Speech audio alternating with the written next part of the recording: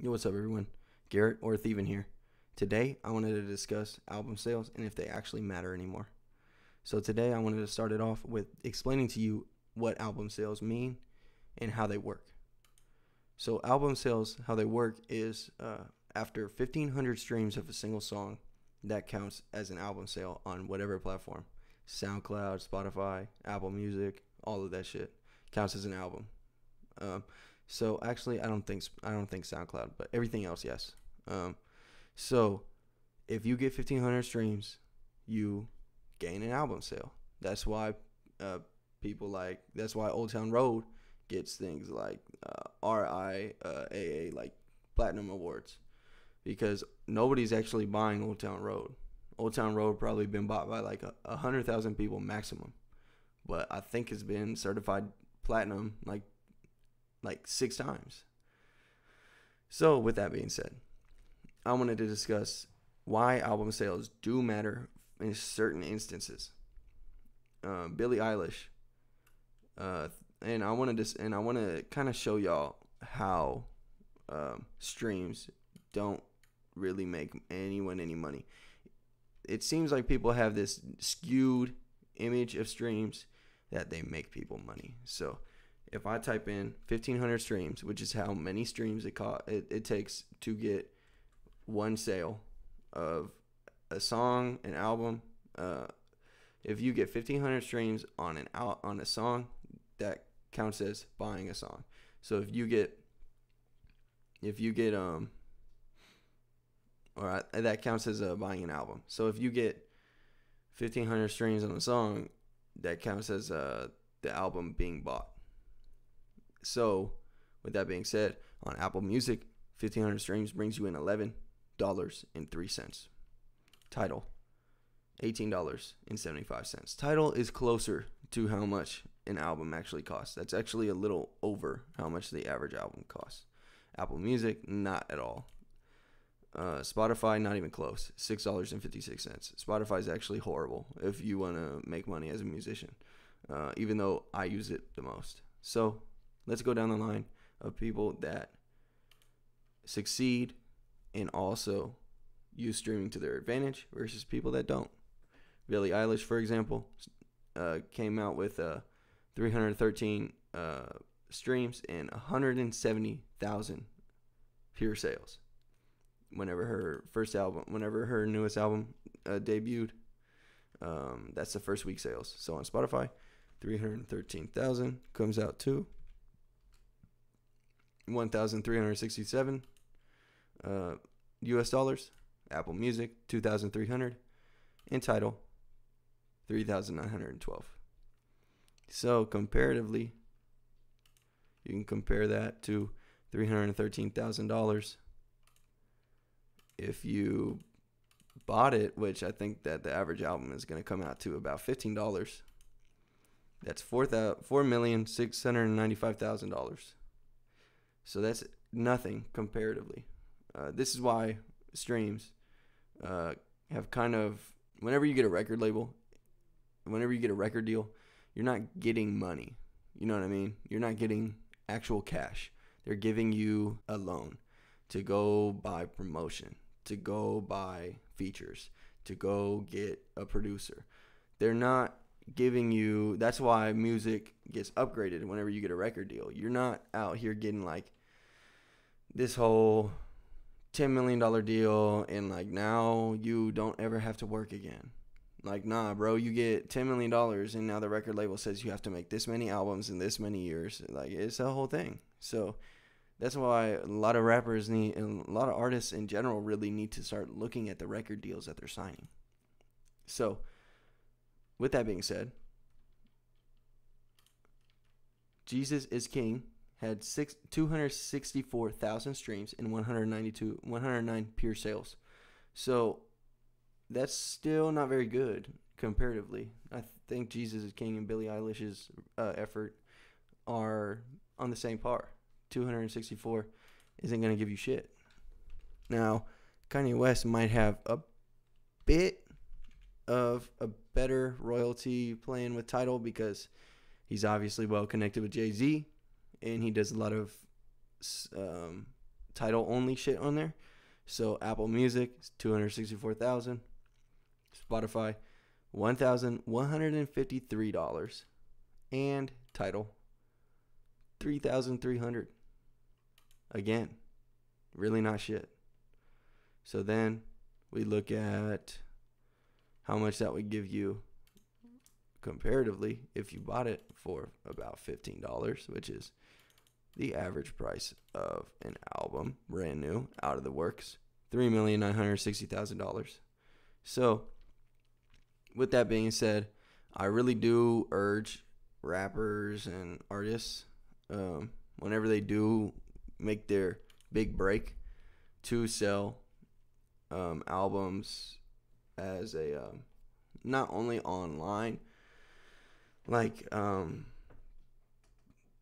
not only just like personal little online iTunes store and shit, but also sell like raw copies that you can like hold, like CDs, vinyls, all that shit, because even those are coming back. Post Malone had 489,000 total. 200,000 of that was pure sales. Again, that's not going to really bring in anything. That's less actually than Jesus is King, and that was a huge album.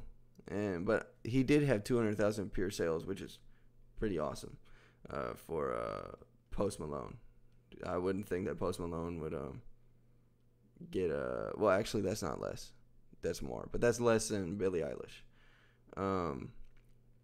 I thought that Post Malone would get way more streams and way less pure sales, but that's pretty great for Post Malone. But 165,000 streams and 74,000 sales, Igor, which Igor is a little different because Tyler the Creator took the Travis Scott route, where Travis Scott, whenever his album dropped, Astroworld, he came out with merchandise, a vinyl, and a lot of combined packages to kind of boost the sales, which is smart, because at that point you're doing things that people are willing to buy. You get a t-shirt, a physical copy, and a digital copy, like $40. Who could complain about that? $30 with shipping, $40. Who could complain about that? Nobody. So Travis Scott did 270,000 traditional physical copies and 537,000 equivalent units.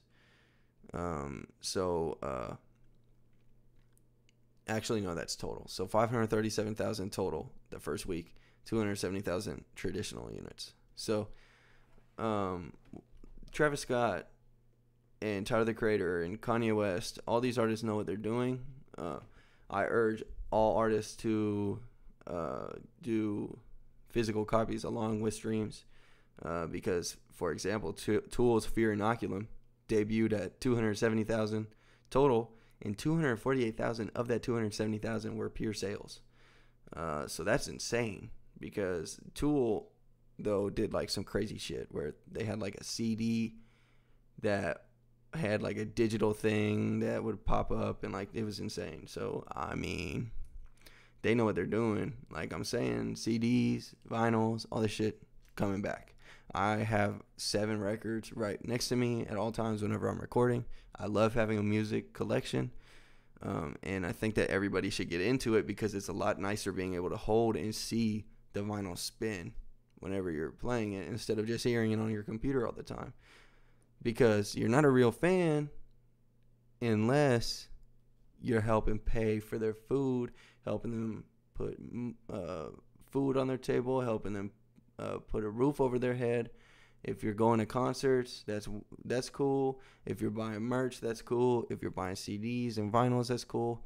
But if you're not doing any of that, you're streaming it, you're a fan of Spotify. You're not a fan of Travis Scott or Tyler the Creator or Kanye West or Eminem.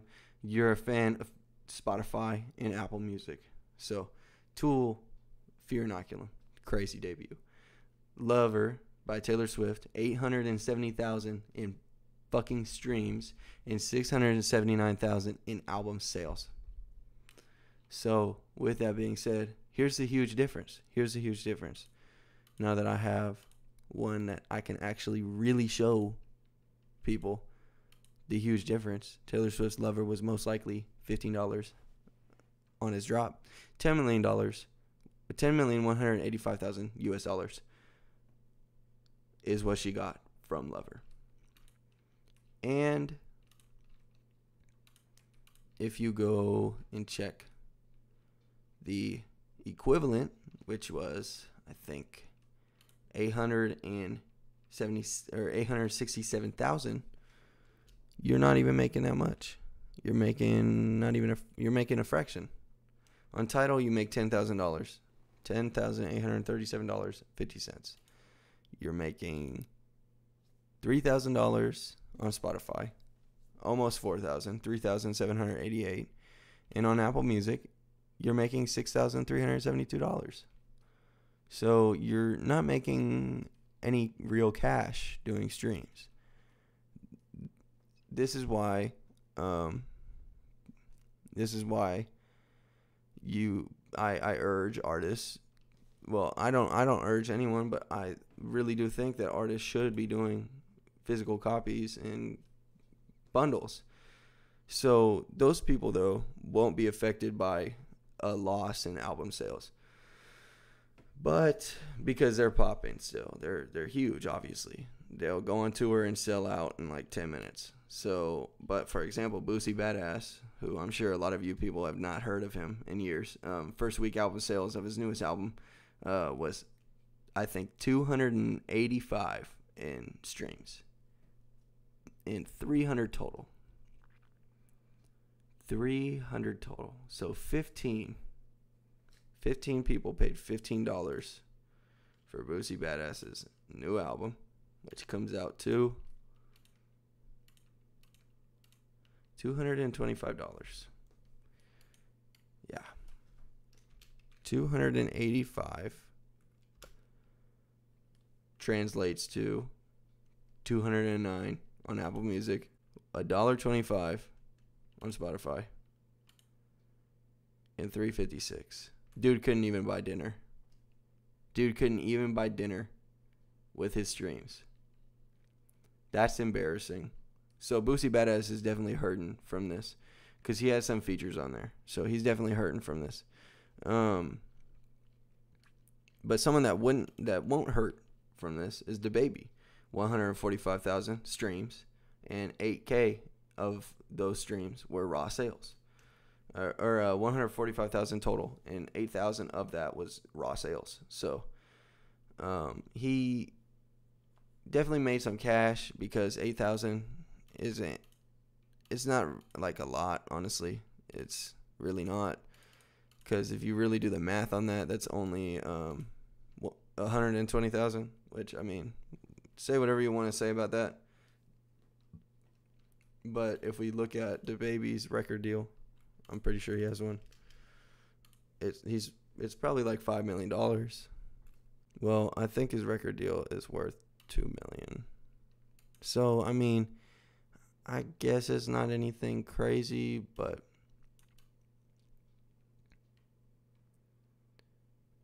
anyway, he won't be hurting too bad, because DaBaby will sell concert tickets like fucking crazy.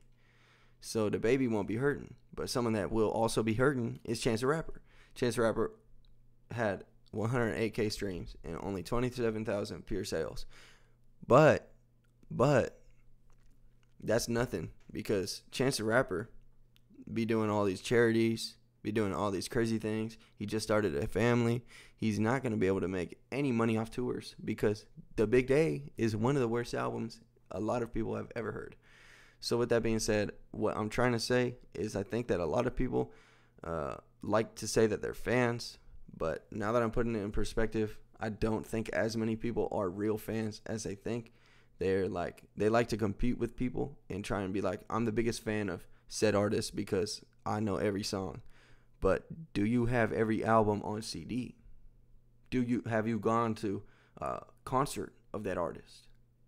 Have you bought a t-shirt? If the answer is no to any of these, you are a Spotify, Apple Music, and Tidal fan. You are not a fan of Travis Scott, Meek Mill, Tyler the Creator, A$AP Rocky, Joey Badass, Flatbush Zombies. You're not a fan of these people. You're a fan of Spotify. All right. Look, you can be a fan of these people and say that you enjoy their music, but don't try and get in these super crazy arguments with people and try to say that you're the biggest fan. Okay? Because I get very fucking annoyed whenever I see that shit on Twitter and people really don't know what the fuck being a fan means. Being a fan means help and pay for them. You know what I mean? Like, a lot of these people will talk in their music about not being able to eat and shit because their record label is fucking them over. Being late on bills because the record label is fucking them over. I think that there was a rap group where one of the members of the rap group was sleeping on his mama's crib after blowing up. They're sleeping on his mama's bed sleeping on his mama's couch after blowing up. So with that being said, I wanted to point this out and talk about this so that maybe you guys can understand how serious this is and maybe give artists more money and cause really you can spare $10 every 2 or 3 months when your new favorite artist comes out with a new album. Come on. If you can't, then what the fuck are you doing? Like, for real, what the fuck are you doing? Just unsubscribe to Netflix. Netflix don't need your money. Unsubscribe to Hulu. Hulu don't need your money. Unsubscribe to a lot of these platforms because I feel like if you're supporting an artist, you're supporting a bigger cause. You're supporting the music. You're supporting them to keep going. Because a lot of people like Kanye West and like Tyler the Creator and I'm sure Post Malone too soon are all very smart individuals, and a lot of their money doesn't come from music. And if they made more money, they could most likely focus more on the music. But music doesn't make enough. Things like clothing lines, obviously Yeezy, Goldwing, Post Malone's music festival, Posty Fest. A lot of these things generate more revenue and more cash flow. So anyway, I just wanted to point this out and explain to y'all how serious streams are and how they don't bring in as much money as people want to think. People want to think that Drake is rich off of his streams. But if I went on Spotify right now, Drake's most streamed song probably has 1 billion streams on Spotify. And if I load that up on the revenue counter, then that probably comes out to Drake's most stream effort would generate about $4 million on Spotify, about $7 million on Apple Music, and about $12 million on Tidal. But you see, that's not a lot of money when you think about if that was sales, 1 billion sales at $2 a song, that would come out to $2 billion, right? So that's not a lot of money. So anyway, I just wanted to conclude this video with that, and I do have a hip hop podcast, and you guys should follow that on Instagram and on SoundCloud and on YouTube. I'll have all those links in the description. You can also follow us. You can also follow me on my Instagrams. I'll have all of those links in the description. Anyway, y'all have a good one. Peace. Thank you for tuning in, and I'll catch y'all in the next one.